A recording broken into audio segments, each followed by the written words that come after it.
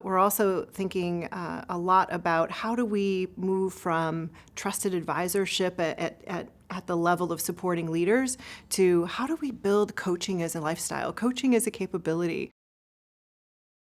Coaching is really, to me, asking the right set of questions and prompting different behaviors.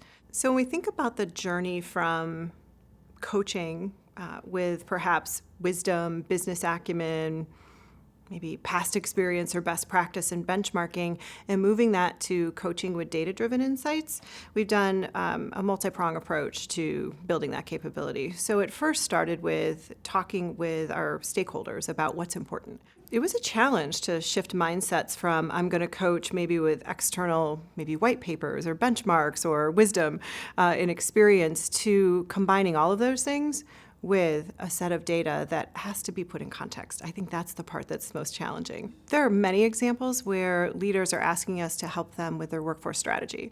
And oftentimes, data-driven decisions are the most important element of that. Because, of course, the leaders will oftentimes come and say, I know, I read it, it's an HBR, or I heard it on a news outlet.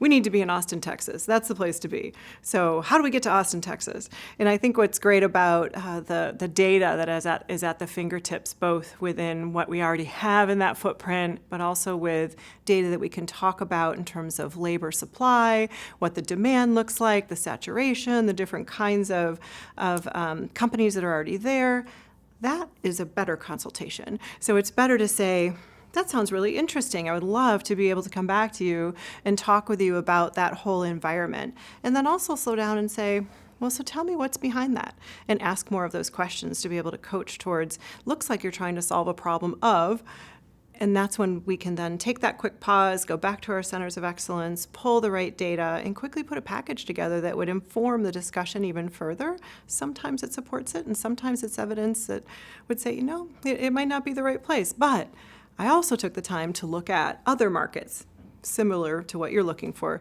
So it becomes more of a consultation and more of a broadening of the discussion.